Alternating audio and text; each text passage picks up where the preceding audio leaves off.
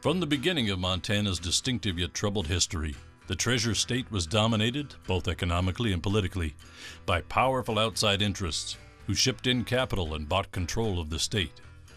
Historians tell us that as the Anaconda Company and its friends ran Montana, economic and political power flowed out into the hands of distant capitalists and corporations. Policy was determined in far-off New York City, and control of the press was rigid. Anaconda's corporate dominance in Montana's political affairs was unique in American history. For its first 75 years, Montana was a one-company state. But then big winds of change roared across the Treasure State.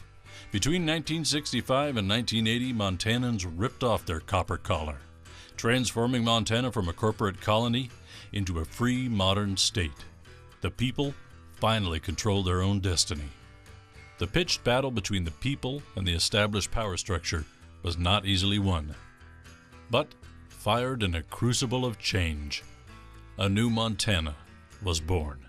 Join Evan Barrett and real history makers of the time as they shine a light on this remarkable era. Welcome back to In the Crucible for Change. Our program today is a very, very special one.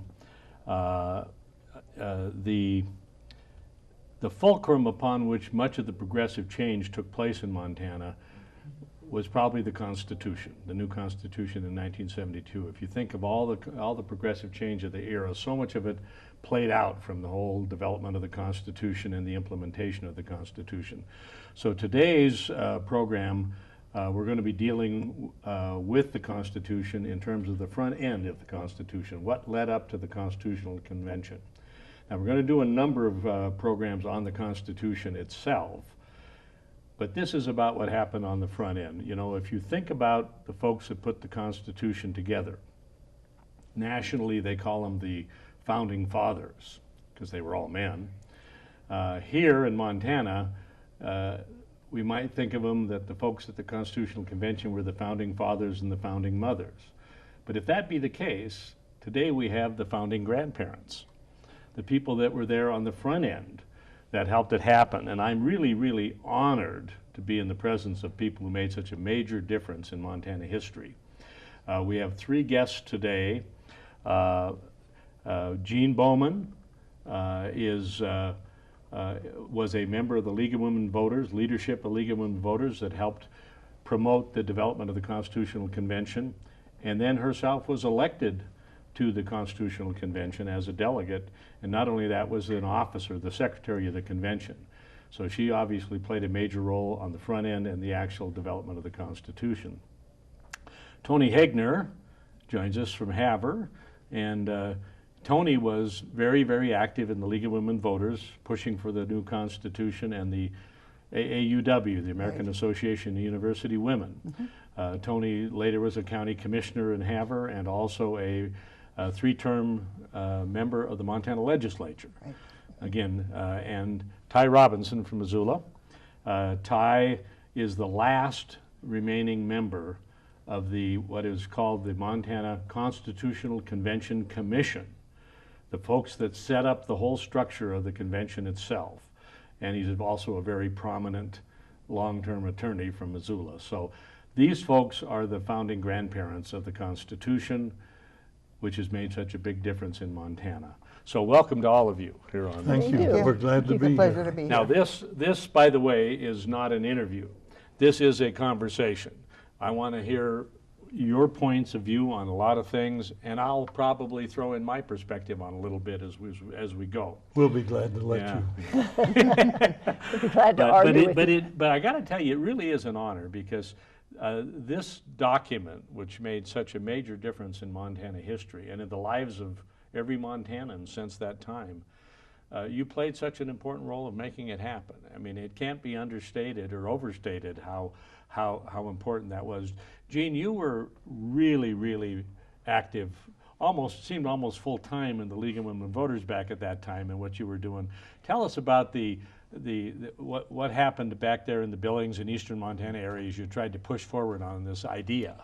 Well, you may know that the League of Women Voters does not take a position on any candidate, but we do take positions on issues. But before we take a position, we have what we call a study of the issue.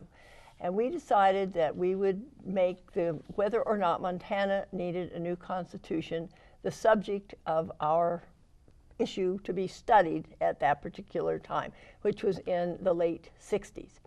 And I was chosen in Billings to be the chairman of that committee.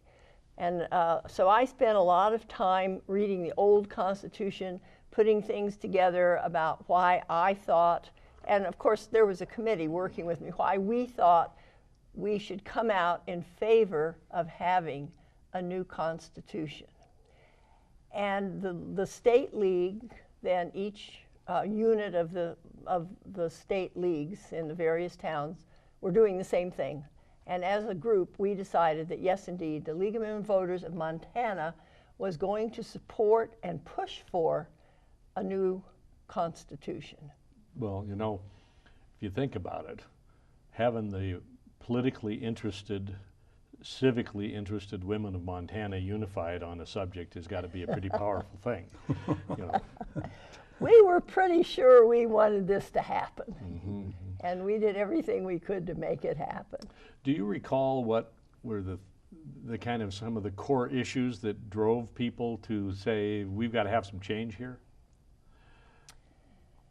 Oh, you've put me on the spot, Evan. I can't really be very specific. One thing we thought was that it was entirely too long, the old Constitution. No one could read it from cover to cover and really know what they had read.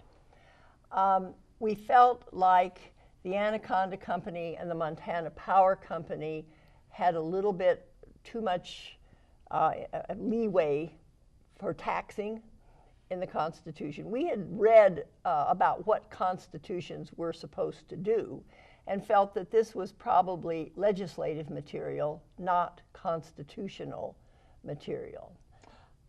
Well, you know, it's worth noting that, of course, at that time, the Constitution was 80 years old. Right. And so it might needed a little fixing, and the way it was written up that you could only fix it a little bit at a time, so that there was no way to make massive changes in a document, even though it was 80 years old.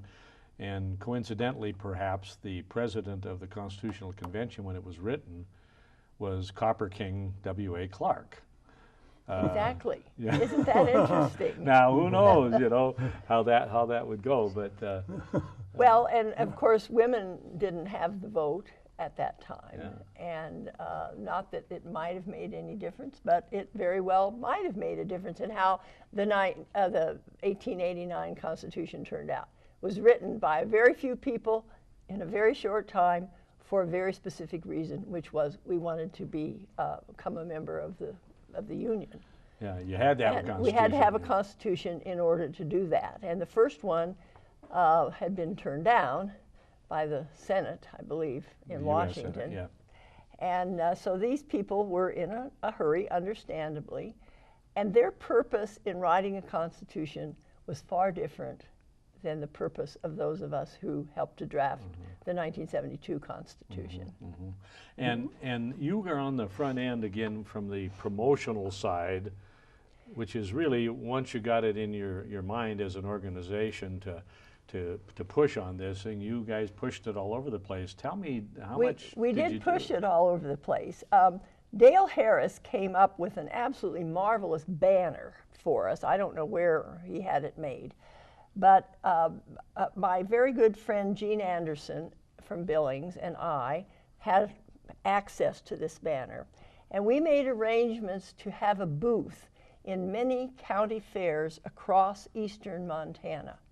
And we drove to those county fairs with our banner and our information about why people should vote on this referendum to hold a constitutional convention. And we were kind of different from the other booths. I don't know, people stopped at our booth. But many of these booths were farmers and 4-H kids and school programs and these kinds of things. And there were these two ladies trying to talk to you about the constitutional convention that we wanted to have. And many people listened to us. And I mean, it was not an easy task. Eastern Montana is a vast expanse. But we spent our weekends the summer before the vote doing that. Yeah, you get to know Montana. Well, Tony, you were active in the League of Women Voters and also with AAUW. Right. Tell me how much, now you're up on the High Line. Right. You know, it's this is Montana, of course. There's a few miles between the High Right. Line up there in Havre and Billings. So in your geographic area, what were you guys doing on the front end like this? Well, actually, both of the organizations were presenting materials about the Constitution and where it had weaknesses and what the legislative problems were. And we were interested in it. League of Women Voters probably gave us the more detailed information.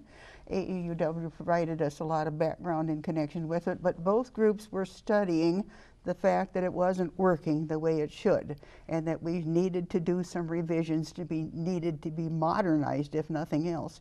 And so when we went to these various things, supporting these ladies with what they were doing and trying to carry it forth, we were doing that in various clubs, other clubs and organizations too, because in small towns you're always looking for somebody. Right, you increased the mass. Right. Having your organization plus the League of Women Voters, Right. that's a lot of women. Right. And I have to say that those were women who knew what they were talking about. We had done our homework. My wife tells me that she always knows what she's talking about. Well, that could And be. I agree with her. Oh, good. That's very wise. You better. But that is it's a powerful thing. It really is.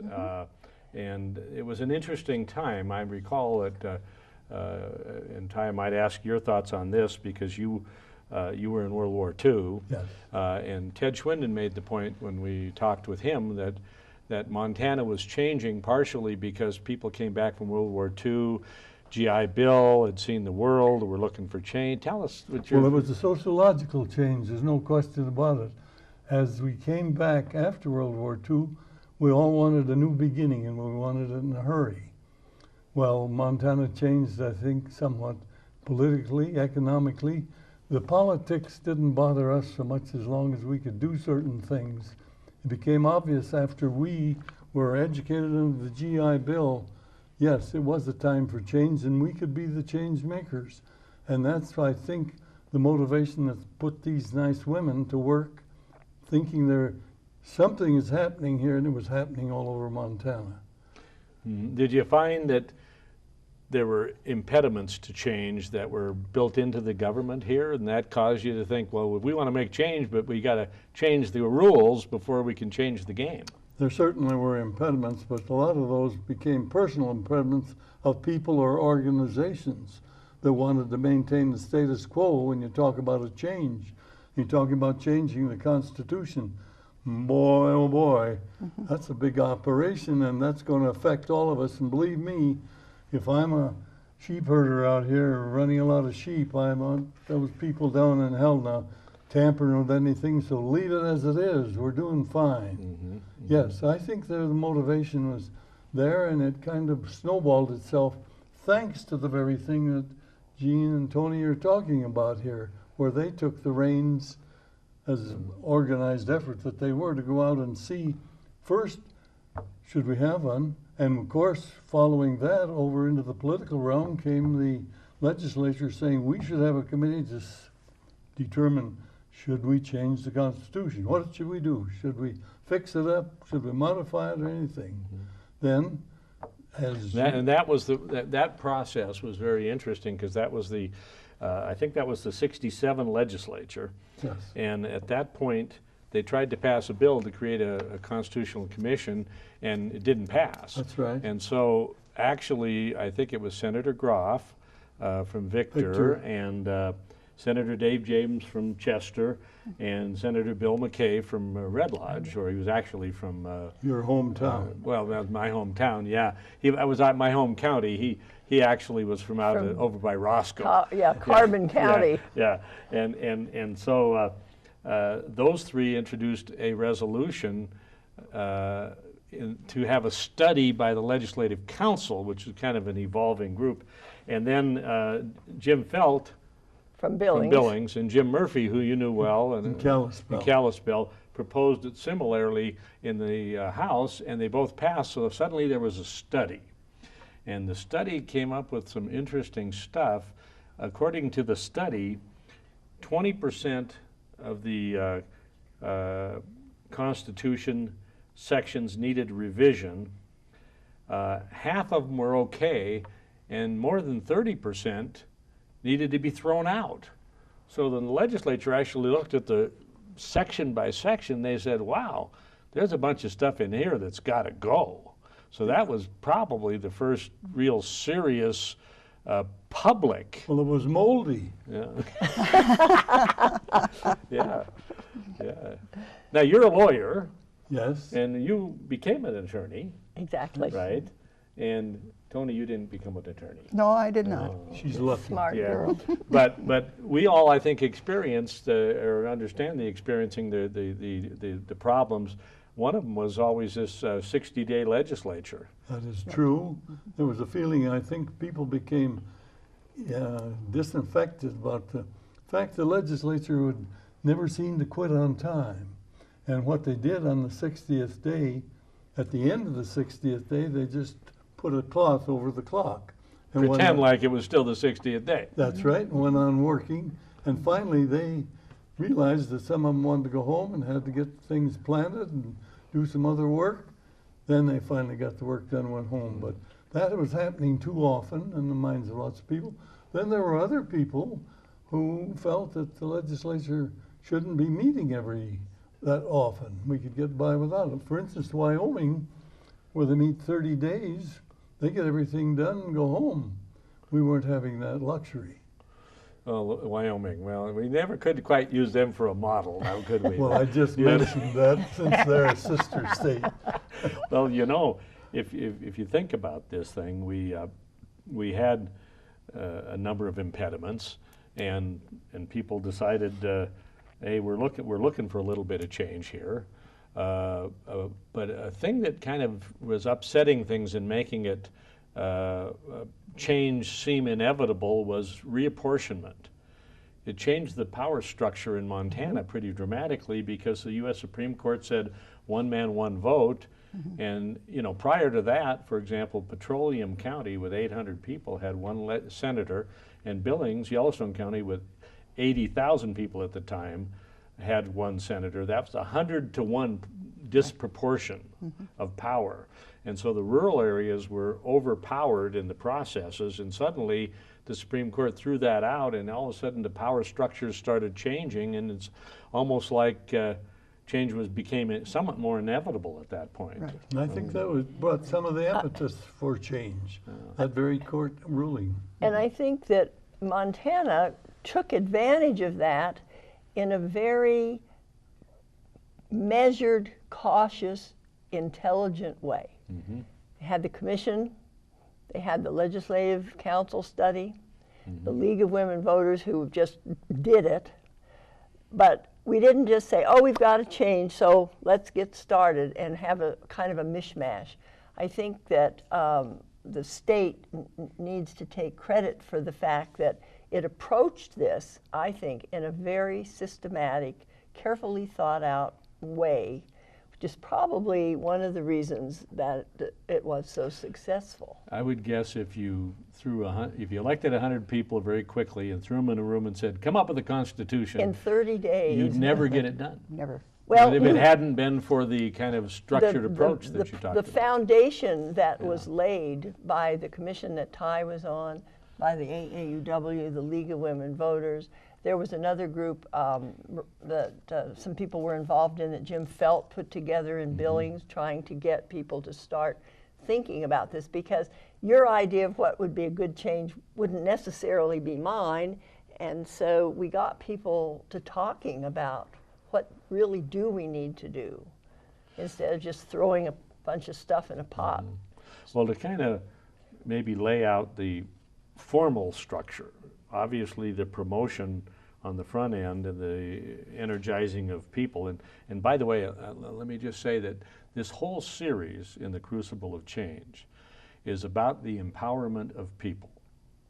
It's about changing a state where the state seemed to have been a subsidiary of the Anaconda Company, almost a colonial status for folks because of the way the laws and the rules were written and the economics were and the politics were. Remembering, for example, that almost all but one major daily newspaper were owned by the Anaconda Company until 1959. Right. So the theme of the whole series that we're doing is that there had to be a change, and there was a change, and it was about empowering people. Now, what could be more empowering than seeing what the League of Women Voters was doing, seeing what the AAUW was doing, see what people were saying out there about this thing? So it does kind of fit. But then there had to be this formal process, and the steps are very interesting because you were in the last step formally before the convention itself. That's true. Before that, the legislature met, and the Legislative Council did their analysis. They came to the '69 legislature, and the '69 legislature, they created a commission to look at revisions. Mm-hmm. And mostly legislators. And there was, a whole bunch of legislators in that one, and there were 16 members, 4 appointed by the court, 4 by the governor, 4 that were House members, and 4 that were senators. And they, at the same time though, they put up in '69, and remember that was the year in which Forrest Anderson was the governor. And so there was some interesting stuff going on because he ended up promoting the 20s Plenty plan for the executive branch, which occurred and was passed before the change in the Constitution, but there was change in the air in the legislature at that point, and then they ended up saying, well, let's at least, while we're studying this, while the revision commission was working, let's put on the ballot something that calls a convention, because then if they call it, we'll at least be partially ready for it. Mm-hmm. And that's what happened, and we'll talk about that in a second, but then you had the revision commission, and then putting that on the ballot, and then when we went to the '71 legislature, the call had already happened. I mean, the people had said, we want a convention. By what percentage was that, do you remember? 65% of the people voted in favor of having a constitutional convention. Yep. Now, 65% voted for it. But then what was it?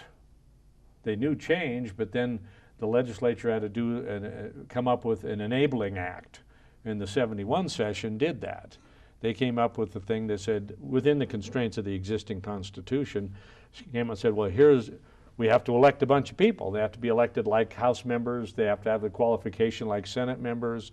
And then they empowered a commission, the Constitutional Convention Commission, to put it all together, and that's the commission that you served on. Yes. And tell us about that, as we were really getting ready at that point. We were really getting ready. We were appointed, as you say, there were 16 members. We had, of that membership, there were 8 lawyers, since 4 of them had been appointed by the Supreme Court, and I think it turned out 2 were appointed by both the House and 2 by the Senate. They were a very interesting group of people, actually hardworking, and the way in which we worked was a little bit different. These were all volunteer people. Mm-hmm. We did have a fine chairman in Alex Blewett, a lawyer from Great Falls. And it turned out that he was the proper one to have because he could give more time, he was close by, and he did. Our routine was that we'd leave our home maybe Thursday or Friday night if we could, and come over here and spend all day Saturday and Sunday working with our staff and telling the staff what we wanted, come back the next weekend and hope we had it, fight and argue over whether it was good or what we wanted to recommend, what we wanted to do. They really were not recommending recommendations as much as it was data for the con to have. Here it is, you people have to take this and you're going to make the decisions. Mm-hmm, mm-hmm. These people were very conscientious, but we were a diversified group. We weren't all in favor of a new constitution. We had 3 members that, they were the old one was okay. They wanted to, they were a little bit balky. Let me back up for a second to the promotion of the Constitutional Convention, and it was in the 1970 election. 70 election.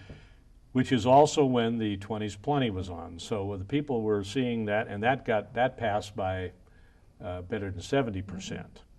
So I think the mess of the executive branch probably helped set some tone for the idea that we need some changes. I think you're absolutely right. You know, and most of the people didn't have any idea there were that many bureaus, boards, and administrative agencies. I remember the brochure. It said 161 good reasons for executive reorganization. And that's, by the way, my first job in state government was doing that reorganization effort. And you enjoyed it? Oh, what a learning experience. What a learning experience. Well, you did a great job because finally the public accepted it. Yeah. Well, I had great mentors. I was pretty wet behind the ears at that point, I'll tell you that. Man by the name of Crowley? Duke Crowley and George Bosleman, and then we had a wonderful staff that helped. But I think the lay of the land was that there was a mess here in Helena, and the executive branch epitomized it. And then it was on the ballot and being discussed at the same time. Why don't we fix up things in the Constitution? As long as we're in the fixing mode, let's do that. And so all of a sudden it happened, and there was, again, a very interesting, I think while we talk about politics as part of all this stuff, the interesting dynamic of the time was that one of the leaders of this fight to have it happen, there was a private sector group called the Montana Constitution Convention Committee, which was a private group that raised a little bit of money and promoted the Constitutional Convention on the ballot. And Jim Felt, who was the former Speaker of the House, or was the Speaker of the House, he was Speaker, was the head of that committee, and he was a Republican. Now I say that because the tone of things with the kind of way things are looked at today philosophically between the two parties are such a division, but there were progressive folks in both political parties big time in those days, weren't there? Yes. Don't you think we reached a point maybe where at that point Montana was a populist state in that we didn't really have this antagonism of one party to the other. We were moving forward on a goal. Well, you know, I have a friend of mine, and I call him a prairie populist, and he calls me a mountain populist. And maybe we need to get down to more of that these days, because I think we see so much division today and so much doctrinaire belief in things that that this idea that we could work together, Montana really was, not that there wasn't opposition, but people worked together a lot more then. Very much so. In the 1950 legislatures on, right up until the time that the Constitution was adopted, yes, you didn't have any acrimony in the legislature. You had a lot of fun.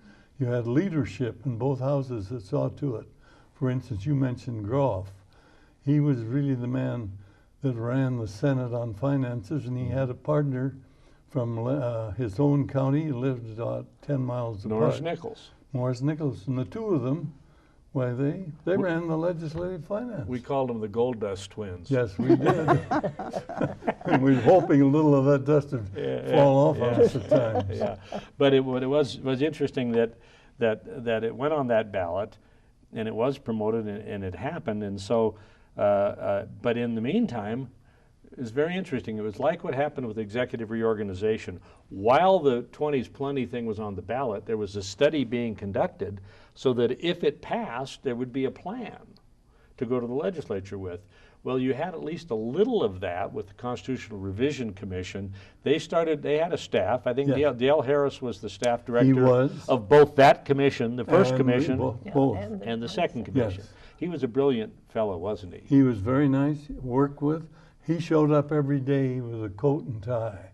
The rest of the staff may not have shown that way because we were right in the middle of hippiedom. And some of our staff were more hippies than the rest of us. Well, my hair was a lot longer then, but it was a lot more of it too. Yes, well, true. Well, I have to say that without the documents that the Constitutional Revision Commission put together for us, I'm not sure we could have written the kind of Constitution that we wrote. None of us, imagine that, had ever written a constitution before. Right. And Well, it's not certainly an everyday thing, it is it? isn't. No. And these books, and they were books, 20 of them. were just invaluable to us. And we owe that to the Constitutional Revision Commission, because if you had just put us in the room, even though most of us were quite Honey? fine people, we couldn't have done it. I don't mean to interrupt, but honey, it wasn't revision.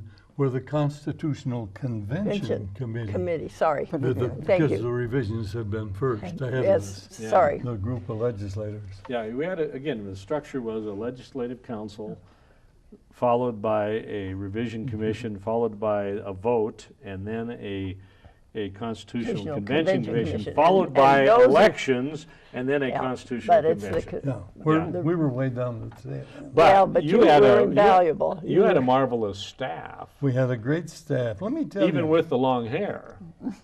And they were all very good. And I must say this: for instance, we had Rick Applegate as the designated staff. We had 16 people, 16 staff.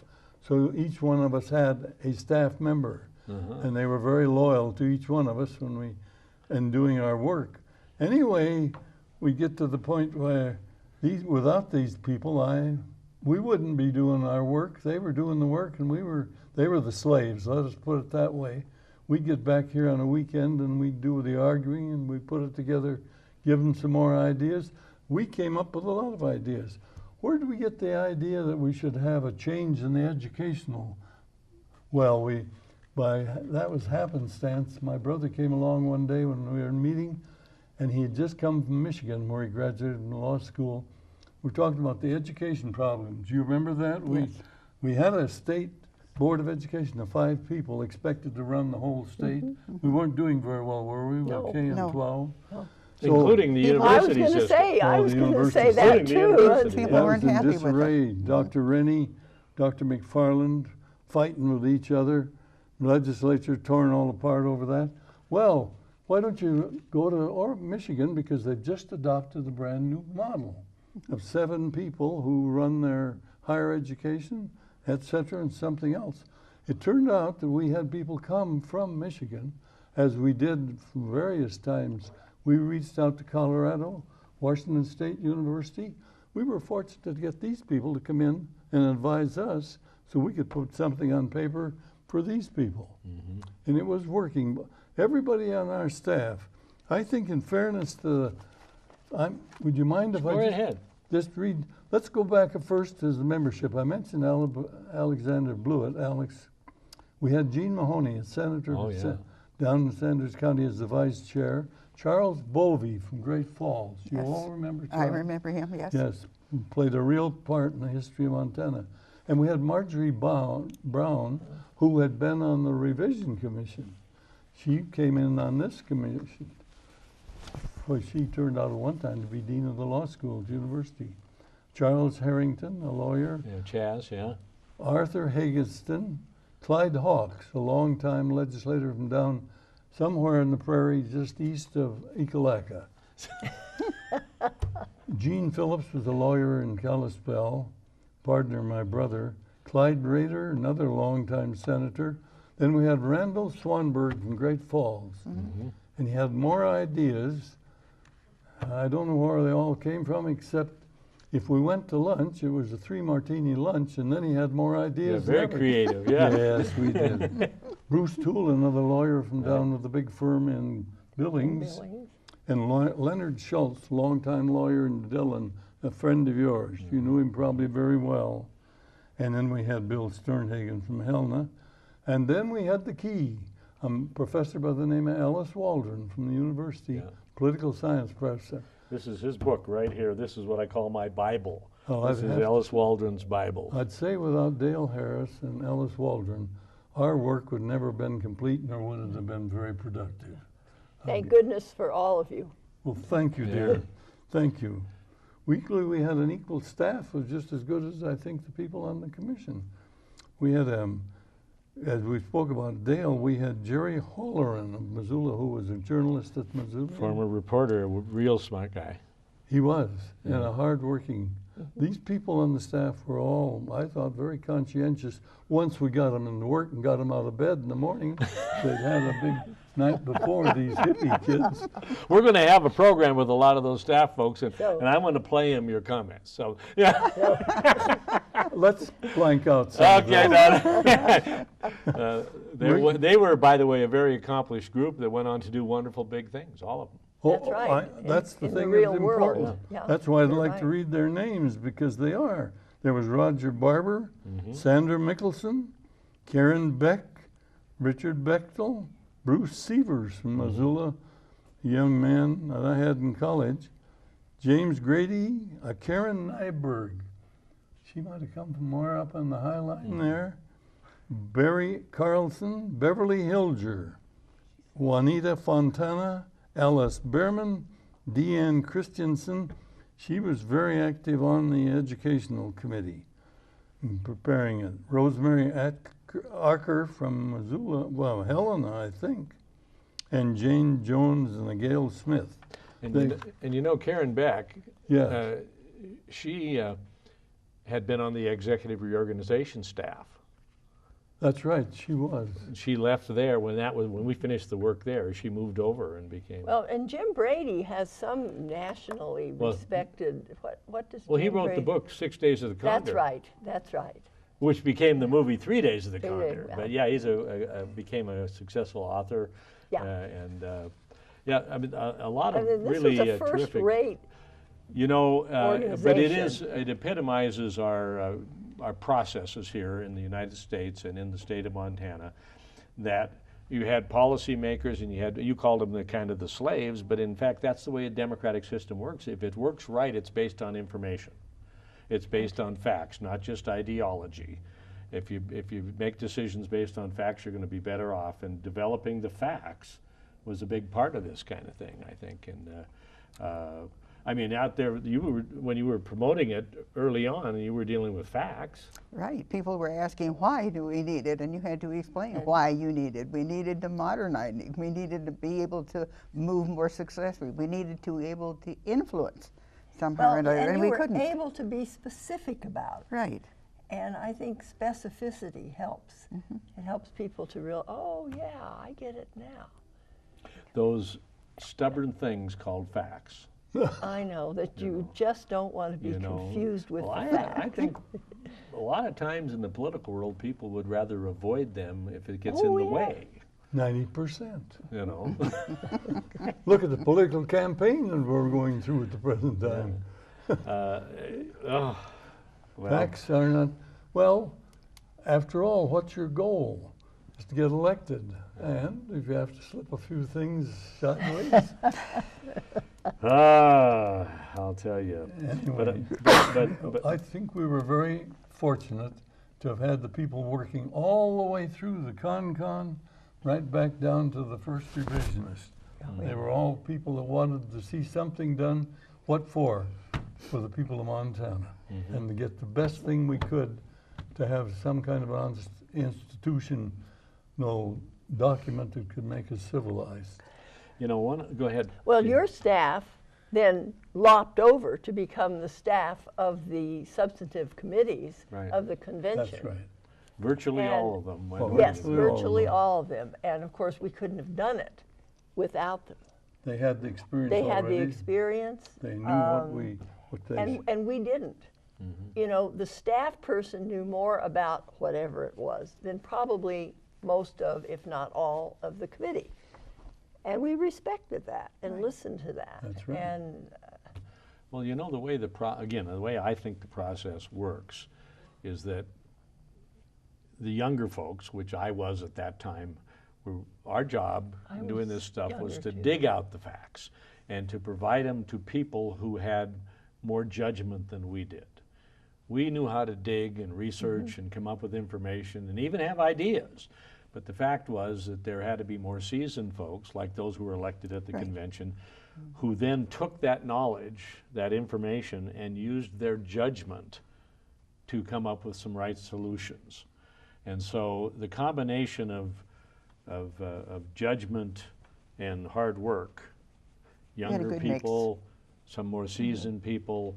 That's the way it ought to work, I think, and it did. Well, it's hard to argue that that isn't the best possible model. Yeah, yeah. Now, it wasn't a unanimous matter all the way through, Yeah. even our committee, but you over in the Concom. Oh, and you should have been on the Judiciary Committee if you wanted conflict. Really have some fun. Yeah. I used to enjoy sitting up in the lobby there, watching you people, hoping against hope that what we had suggested in this committee or that committee, not suggested, but given you the information, you'd do it. You know, we are really going to do about a total of 7 of our segments. Out of 30 segments in the Crucible of Change, I think we've scheduled 7 of them to be, including this one, to be about the Constitution, because it is so critical to what went on. And right now, the product is a very interesting thing to see. Right now, when you talk around the country to folks, when you read up on it, Montana's Constitution is held up as a model for virtually all the rest of the nation, Right, as it has probably the best single state constitution in the nation. So, gosh, we must have done something right. Was it just the water or the air, or what was it? Well, it might have been the Montana Club. After hours. Oh, I think it's the people who live in Montana. They're a special breed. Well, you know, there was a very interesting thing happened on the front end here. I want to talk a bit about it. And that was when they went into the '71 legislature, having passed the fact that there should be a constitution, convention held. The legislature was getting ready to put an enabling act together, and they found that they wanted to deal with 3 issues that they had to go to the Supreme Court and ask the questions of the Supreme Court. And they asked if the districts they were used to elect the delegates should be based upon the population in 1960 or the population in 1970.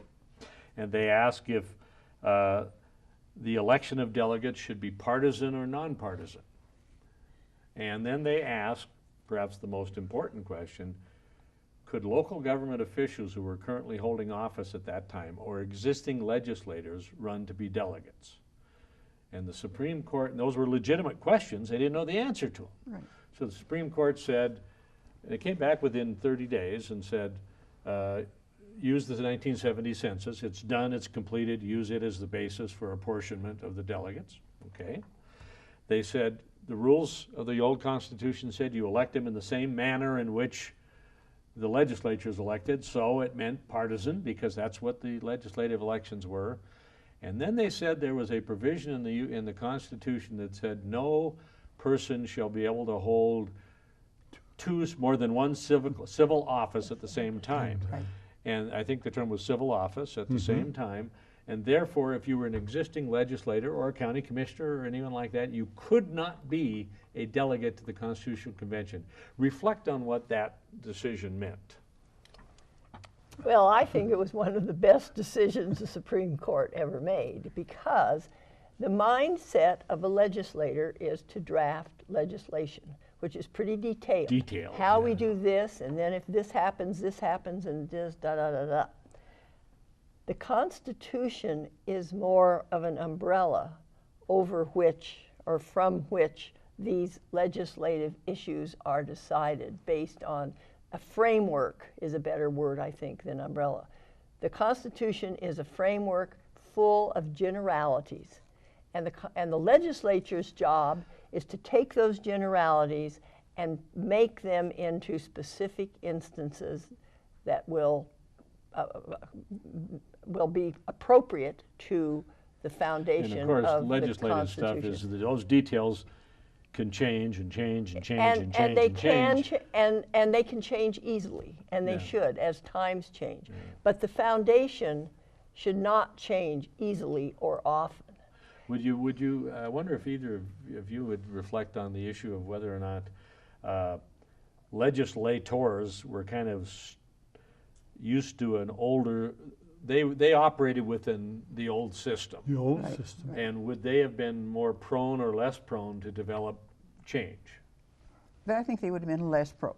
I can remember a few saying when they were not allowed to run for anything, They were not saying, happy? well, how come? You know, I know about it. I know how it works. Why can't I be on it? I should be on it. I have background, I have information. And we were trying to say, that's why we don't want you there. I mean, we didn't say it that obviously, but we were trying to say we want some new ideas. We want to look beyond what has been done in the past and see what can be done for the future. We want to see if there can't be something new and different different from in the past, different from Anaconda, different from what was going on. I remember, because I was working the legislature at that time, because I left the reorganization staff to go to work in the governor's office to help pass the reorganization bill. And so I was up there wet behind the ears, and you know, just taking guidance from anybody and everybody I could, but I had my eyes and ears open, and I heard a lot of consternation upstairs on the 3rd floor when it was said, you can't be in the con-con. Right. What? What? You know, so it did, and I'm guessing, like anything else in life, fresh eyes. Yeah. Well, I think more than that. To me, it was Americana democracy at its best. We talk about everybody should have a right to vote. Everybody should be able to at least express their opinion one way or another. Here we reach out to a group of people that aren't tainted as legislators or in a mold, as I saw it. Here they are for the first time. And that, to me, that was what, and you talk about being Montanans, we're different. Well, we're only different to the extent that we were able to get the thing done. But the mindset of a legislator is different than the mindset of someone who helps to draft the Constitution. Right, very different. To a brand new group. That's why I say Americana at its best. I agree. Now, a very interesting thing then, of course, there was a all of a sudden, a convention had to be held and you had to have elections. And now they had to be partisan elections, or following the current election law, which was you had to have a Democratic primary and you had to have a Republican primary, and third parties could qualify candidates by a petition methodology, which I think there was a little new Reform Party that had some people that ran in Missoula. They didn't win, but they ran. That'd be the place they'd run. Yeah. and then here's some interesting figures. There were 247 Democrats and 232 Republicans filed for delegates, none of whom were existing office holders. Now, there were some former legislators, okay? And that was peeled down to about 280 people. 132 Republicans or 280 were eliminated, 148 Democrats, 132 Republicans. So what remained was a group that ran along with 32 independents. 32 independents had filed by petition.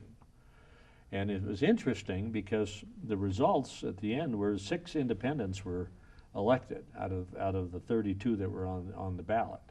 And those independents seemed like they reflected some of the mood of Montanans to be looking for a different way of doing things. You hardly ever see an independent elected to the legislature. Not usually. No.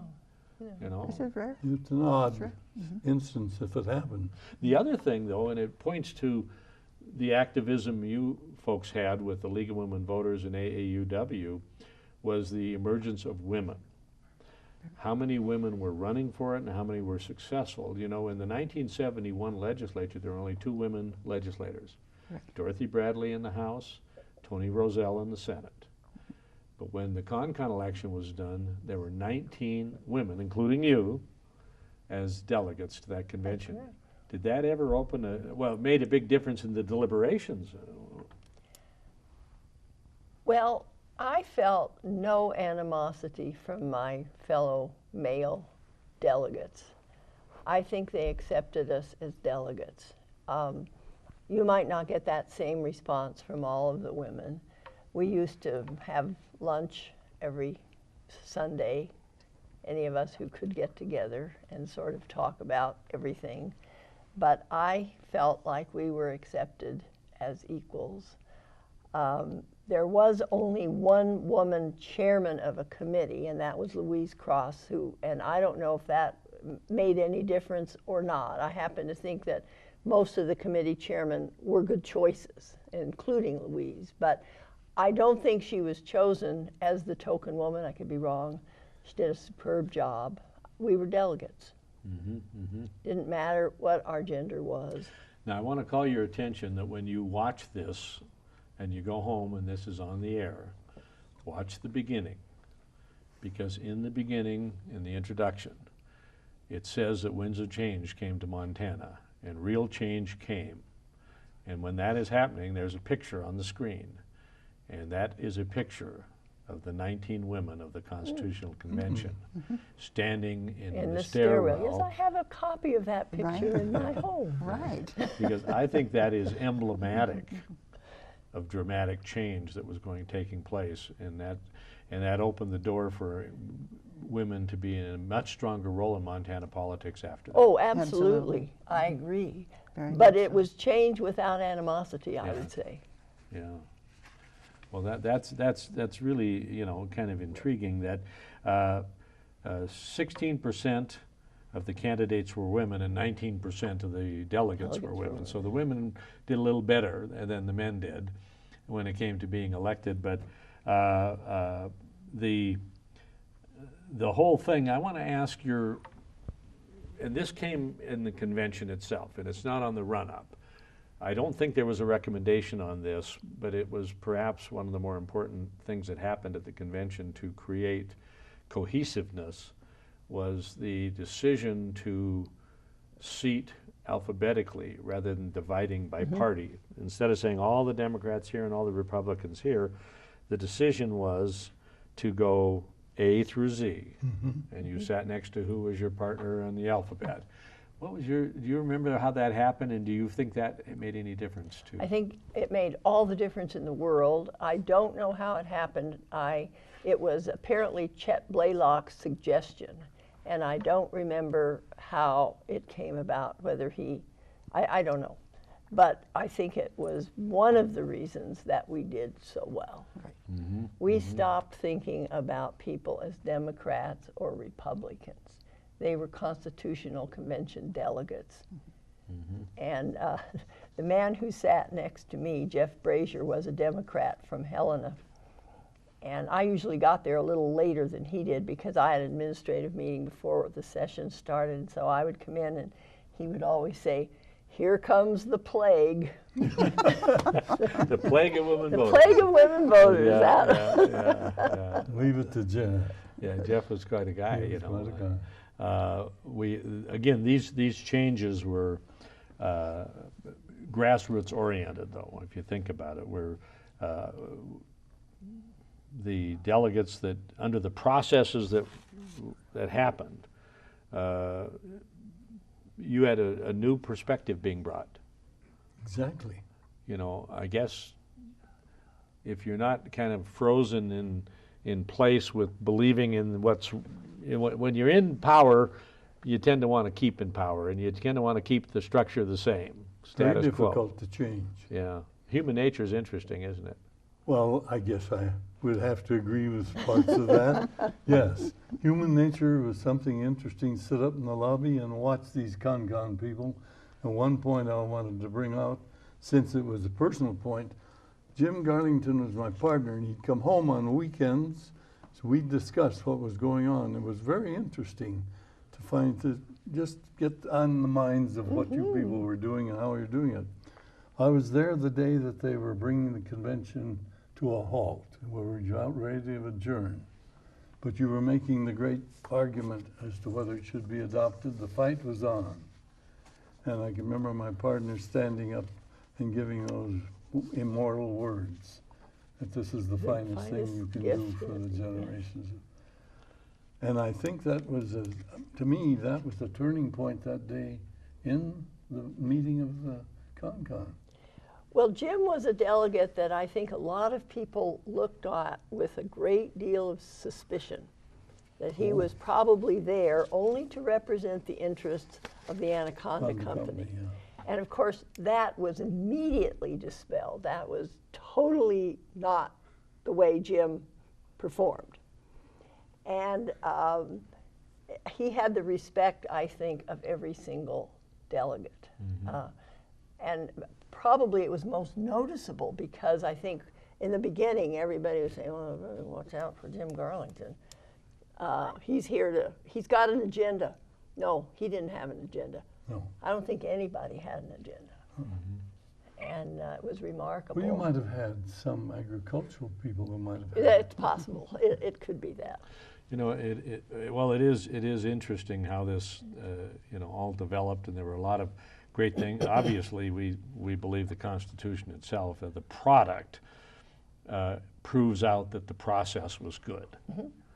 I guess if you'd had a tainted process, you wouldn't have had nearly this kind of a product. I mean, it was so thorough and analytical and fact-based, and yet we want to remember that we went from 65% support for calling a convention to, by the time the vote came, it was 50-50.